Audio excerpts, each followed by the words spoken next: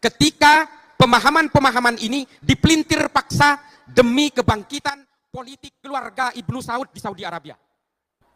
Berubahnya di situ. Yang kemudian kita kenal dengan ajaran-ajaran Salafi Wahabi hari ini. Islam kemudian identik dengan berbagai kekerasan. Dan kemudian berbagai fikih-fikih dibuat untuk supaya mendukung kekuatan politik keluarga Ibnu Saud. Ajaran-ajaran dari Ibnu Taimiyah dalam kitab Majmu' al-Fatawa dengan konsep al-wala' wal-bara' kemudian dimodifikasi sedemikian rupa oleh Muhammad bin Abdul Wahab untuk dilaksanakan di Saudi demi konsumsi politiknya keluarga Ibnu Saud. Ini kan memang menjadi perdebatan kemudian.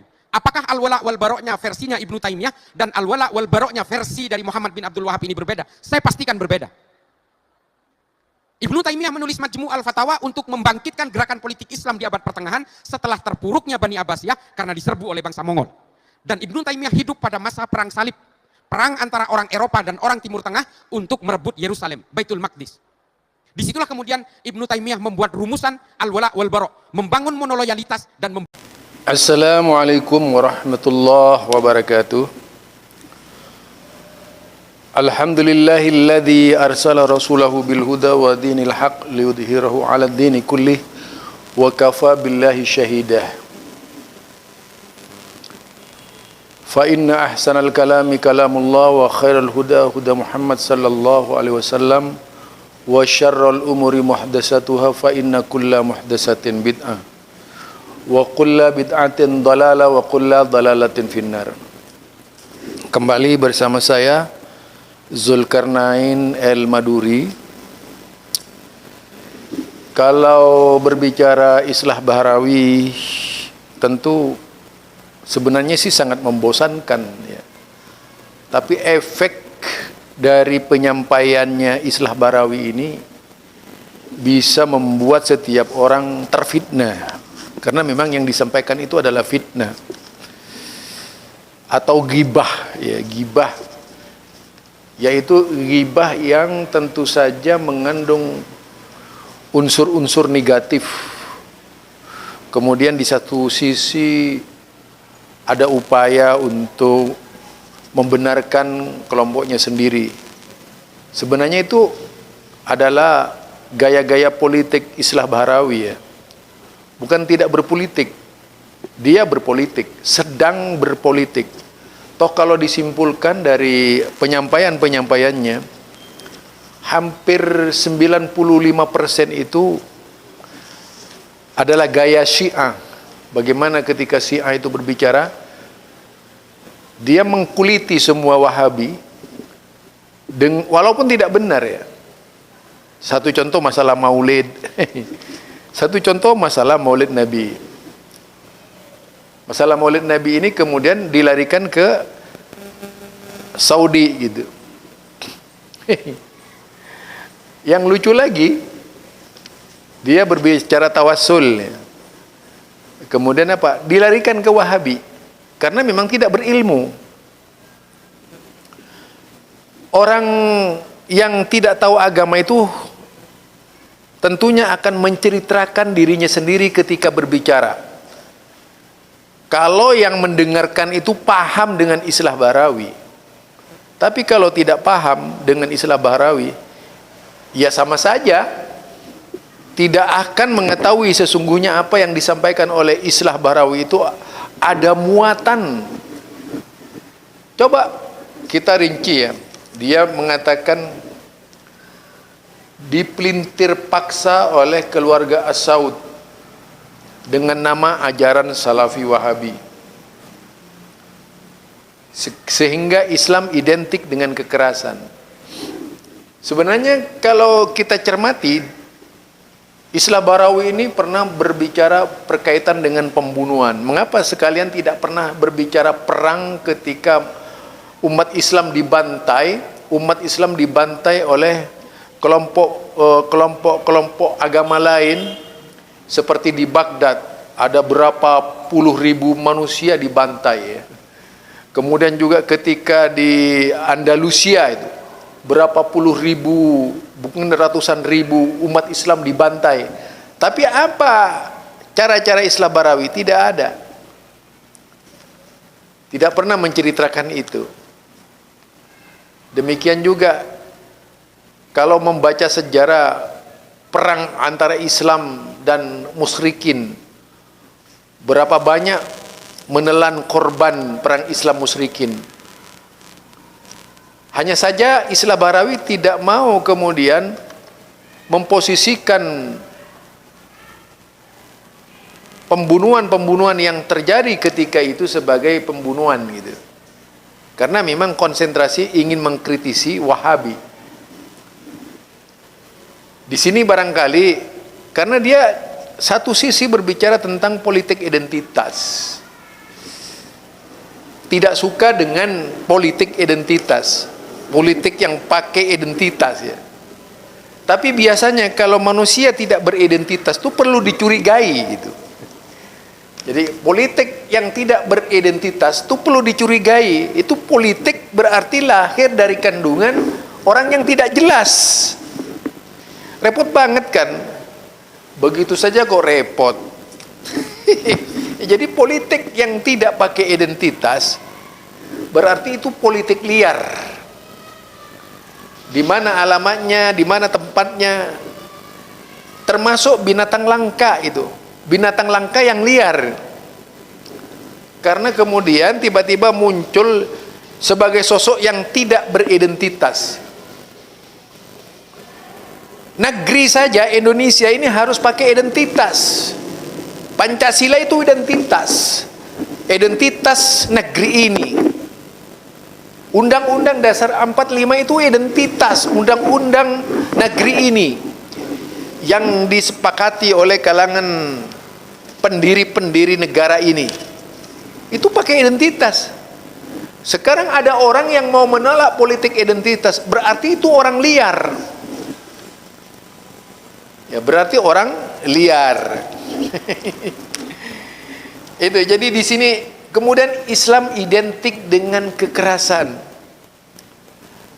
Kalau dari apa yang dicantumkan oleh atau diomongkan atau diangkat atau dibicarakan oleh Islah Bahrawi ya, berkaitan dengan yaitu tadi Islam identik dengan kekerasan karena dipegang oleh Salafi Wahabi.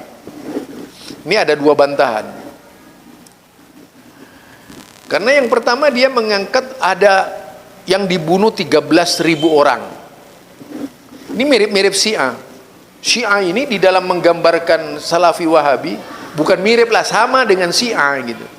Menggambarkan Salafi Wahabi itu bahwa pembunuh. Padahal Syiah ini lebih takfiri dari Wahabi ya. Kalau betul yang dikatakan oleh Islah Bahrawi misalnya, kalau membaca sejarah Syiah dari berbagai kitab-kitabnya yang ada di dalam kitab Syiah, itu lebih kejam, lebih sadis. Bahkan sampai sekarang di grup-grup Syiah di WhatsApp itu, bahasa nasibi ini melekat kepada orang-orang Sunni yang dilontarkan oleh Syiah. Selagi kita mengagungkan Abu Bakar, Omar, Osman, Ali, Osman, kita dimasukkan dalam kelompok nasibi, yaitu kafir. Dikafirkan seluruh ulama Sunni. Apa pernah Islah Bahrawi itu membicarakan Syiah? Tidak pernah. Dia malah menyanjung-nyanjung Syiah gitu. Kalau dibaca dalam kitab Biharul Anwar, kitab Mufid, kemudian kitab Al-Kulaini dan berbagai macam kitab Syiah yang sumbernya dari Syiah, bagaimana tanggapannya kitab-kitab tersebut dengan umat Nabi Muhammad, yaitu ketika masa sahabat. Semua ditakfir bahwa mereka para sahabat Nabi seluruhnya sudah murtad. Kenapa Islah Bahrawi diam dengan Syiah? Bahkan bersekutu dengan Syiah itu. Oke, 13.000 orang itu siapa yang dibunuh? Kalau memang benar sejarahnya itu. Dan siapa yang menulis sejarah itu? Siapa yang menulis sejarah? Itu juga perlu dipertanyakan. Kalau itu benar, sejarah ini kan harus ada sanadnya. Ini Islam, bukan peristiwa di luar Islam. Ini Islam. Hadis saja butuh sanad. Al-Quran Itu mutawatir, luar biasa sanadnya. Hadis, kemudian hadis-hadis Nabi sampai ke Imam Bukhari, sampai ke Imam Muslim, sampai ke Imam Abu Daud, kemudian Imam Turmidi, Imam Nasai, Ibnu Majah dan sebagainya, terus sampai kepada ulama hadis, itu pakai sanad. Yang saya maksudkan bukan sanad-sanad yang kami bersanad, bukan. Ini berbicara sanad hadis, keilmuan, benar-benar keilmuan. Karena tentu saja kalau yang dimaksud adalah sanad keilmuan sekarang ini dalam bentuk hadis, itu sudah tidak ada lagi. Tidak ada lagi. Siapa yang bisa menghafal seperti Imam Bukhari, seperti Imam Muslim dengan segala sanadnya? Kan tidak ada. Itu yang ketiga ya, dari pembicaraan yang ketiga tadi itu, kekerasan, identik dengan kekerasan. Jadi kenapa Islah Bahrawi ini diam dengan Syiah gitu? Itu pertanyaannya itu. Kenapa Islah Bahrawi diam? Apa Islah Bahrawi pernah membaca kitab-kitab Syiah itu? Yang disembunyikan di balik orang-orang Iran sekarang ini, di mana orang-orang Syiah di Indonesia ini banyak sekali. Dan tentu saja mendapat perlindungan secara tidak langsung dari Islah Bahrawi, karena habis-habisan menggasak Wahabi, kemudian yang dimusuhi Wahabi, kemudian dipelintir. Apanya yang dipelintir? Ajaran yang mana yang dipelintir Wahabi? Ini tentu perlu dipertanyakan, apanya yang dipelintir. Kemudian berkaitan dengan wala dan bara. Wala itu namanya loyalitas. Bara itu yaitu meninggalkan sesuatu. Wala di dalam Islam, NO itu sesama NO itu namanya wala. NO ketika menyerang Wahabi itu sudah bara namanya. NO ketika menyerang lawan-lawannya itu namanya bara namanya. Gampangnya begitu Islah Bahrawi. Gak usah jauh-jauh. Kalau Anda tidak punya wala, orang NU itu salah. NU sudah pakai wala. Bahkan menganggap juga sebagian orang-orangnya itu menganggap paling benar. Kenapa Anda diam? Itu kalau kita bicara ya tentang wala bara. Ini walanya Ibnu Taimiyah dan walanya yaitu Muhammad bin Abdul Wahab. Itu berkaitan dengan loyalitas. La ilaha illallah, la ma'buda illallah. Itu namanya wala. La ilaha illallah, la adi illallah. La ilaha illallah, la hukmu illallah. Itu namanya wala ya. Dan semua wala tentu saja punya. Organisasi-organisasi di Indonesia ini punya wala. Loyalitas kepada sesama organisasi, orang-orang organisasi. Contohnya NU, bagaimana NU itu menanamkan wala, Muhammadiyah menanamkan wala, ada walanya masing-masing. Lah buktinya sekarang, jangan masuk organisasi lainnya, khawatir dibohongi. Itu perkataannya Marzuki Mustamar itu. Itu namanya wala. Kenapa? Dia menciptakan wala sesama orang NU. Mudahnya gampang seperti itu kok ingin mengertikan. Ada 7 orang yang menyebutkan bahwa kalau ingin masuk surga ya mereka pemegang kuncinya itu. Ini namanya walanya. Jadi kalau nggak melalui mereka itu tidak akan masuk surga. Kan seperti itu pada akhirnya. Ini takfiri juga gitu. Kalau mau mencari kesalahan setiap organisasi gampang. Ini kalau memang antum ini teliti ya. Kemudian bari'um mimma tusyrikun. Pengertian syirik yang yaitu apa? Memisahkan diri dari kaum musyrikin. Sampai dikatakan surat Al-Bara, yaitu surat yang memisahkan antara muslim dan musyrikin. Jadi ada wala, bara. Kemudian tentang kalau peristiwa Datu Anwat di zaman Nabi itu, ketika para sahabat ingin menjadikan pohon dari hadis sahih itu ya.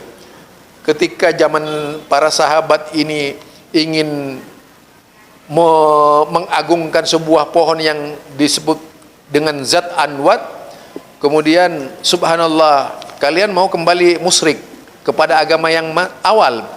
Itu sahabat dimarahi oleh Rasulullah sallallahu alaihi wasallam karena memang harus bari mimma tusyrikun. Kemudian lagi tentang tawassul, ya, dikafir-kafirkan bid'ah. Ini orang nggak pernah ngaji menurut saya. Kenapa saya katakan tidak pernah ngaji? Tawassul itu bukan Wahabi. Pak Islah Bahrawi dari awal sudah banyak yang mencari jejak apakah tawassul itu dibenarkan oleh agama atau tidak. Jangan hanya dipandang dari sudut kelompoknya Anda. Repot kalau agama itu dipandang dari sudut kelompoknya Anda, tidak akan mendapatkan kebenaran. Tuh, jika ingin menghargai rasa kemanusiaan, jika ingin menjaga keutuhan negara, yaitu keutuhan Pancasila, keutuhan NKRI, jadi jangan pandang hukum itu hanya dari kelompoknya Anda, tapi dipandang dari semua aspek, dari seluruh mazhab, dari seluruh pendapat-pendapat masa lalu yang juga membicarakan tawassul, termasuk Ibnu Taimiyah membicarakan tawassul, bagaimana tawassul. Juga demikian imam-iman banyak membicarakan tawassul. Bukan baru sekarang masalah tawassul itu, udah lama. Jadi di awal-awalnya cobalah, nggak usah jauh-jauh, di zaman Nabi itu Anda nggak usah repot-repot berbicara tentang maulid tuh. Di kitab Imam Asy-Syatibi saja maulid itu dianggap bid'ah. Mengapa kemudian Anda akalnya hanya asaut gitu? Apa yang diinginkan oleh Anda sebenarnya itu? Ibnu Sa'ud dengan Asy-Syatibi jauh berbeda sudah. Imam Asy-Syatibi itu menulis tentang maulid Nabi. Dan jauh sebelumnya Ibnu Abdul Bar, Ibnu Rajab juga membicarakan maulid Nabi, tentang bid'ahnya maulid Nabi. Banyak sekali kalau kita baca itu, siapa yang menentang maulid Nabi. Itu jauh sebelum Syekh Muhammad bin Abdul Wahab lahir. Mengapa kemudian Anda Wahabi yang dituju? Kelucu Anda ini orangnya. Kemudian ini sama mengkafir masalah istilah bid'ah. Anda tahu di zamannya Imam Ahmad tuh, ketika berbicara istiwa alal ars, itu saling bunuh-bunuhan pada waktu itu. Mengapa cuma Wahabi yang Anda kanter? Itu terlalu awam Anda, berarti masalah agama itu masih kampungan banget gitu. Kemudian yang ketiga itu 13, yaitu 13.000 orang dibunuh. 13.000 orang dibunuh. Wih, luar biasa. Di satu sisi kalau saya baca kitab-kitab Syiah, ada yang mengatakan 400.000 orang dibunuh. Kalau di Syekh Edahram lain lagi itu, wow, banyak. Syekh Edahram ini menjadi sumber permasalahan di Indonesia ya. Bukunya itu kalau dikritisi ternyata bersumber dari Syiah, bersumber dari Syekh Syed Ahmad Zaini Dahlan, dari sana. Mengapa harus Wahabi? Nggak, antum biar tahu ya, Muhammadiyah itu tidak suka tawassul, persis tidak suka tawassul. Mengapa harus Wahabi? Apa Anda ingin juga menghapus Muhammadiyah dengan cara Wahabi terlebih dahulu? Aduh, konyol banget kalau seperti itu pemahaman Anda. Berarti memang yang tidak toleransi itu Anda. Di Muhammadiyah ini coba baca tentang tawassul di Muhammadiyah itu. Barangkali yang dibolehkan untuk tawassul, ada tawassul masyru' gitu. Kemudian ada tawassul mamnu', itu di Salafi. Ada yang mamnu', ada masyru'. Anda pahami itu biar agak cerdas lah di dalam memahaminya. Kemudian berkaitan dengan yang tawassul mamnu seperti apa, tawassul masyru' itu seperti apa. Bukan tidak bertawassul Wahabi, ada juga itu dibahas secara detail tentang mamnu dan masyru'. Di Muhammadiyah juga seperti itu, ada tawassul mamnu dan masyru'. Misalnya tawassul dengan nama-nama Allah itu masyru', dibenarkan oleh agama. Jadi itu ya, masalah definisi bid'ah, masalah Wah, sudahlah. Kemudian jika kita cermati seluruh apa yang disampaikan oleh Islah Barawi, memang ini perlu ya, agar tidak sekedar terhipnotis oleh perkataan Islah Barawi. Harusnya kita cerdas itu. Semua umat Islam harus cerdas. Apa yang disampaikan oleh Islah Barawi itu diteliti dengan sedemikian rupa. Karena ini pembicaraannya wah banyak ya. Kalau kita lihat banyak hal-hal yang rumit ya. Rumit, bahkan seolah-olah memusuhi Islam itu sendiri kalau kita lihat itu. Seolah-olah Islam penyebab dari segalanya gitu.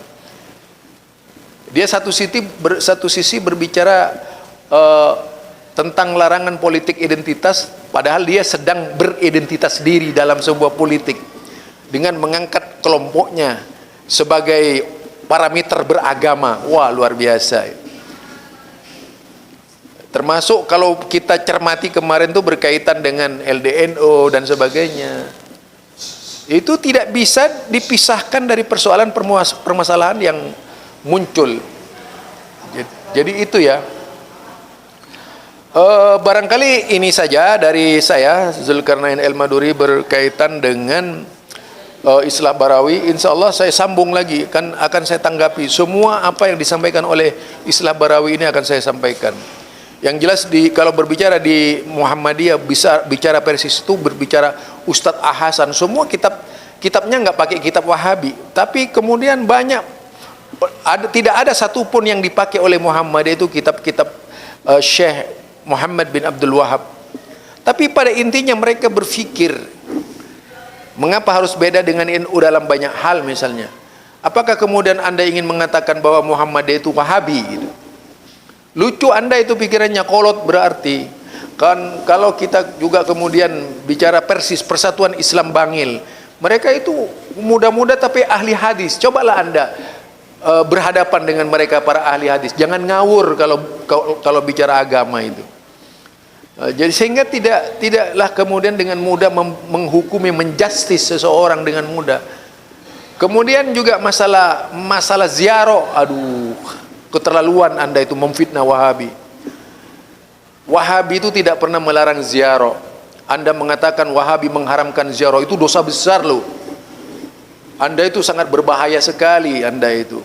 Karena Anda mengada-ngada. Justru Anda ini mubtadi yang sebenarnya, ahlul bid'ah yang sebenar-benarnya. Apa? Mengada-ngada cerita, mengarang-arang cerita.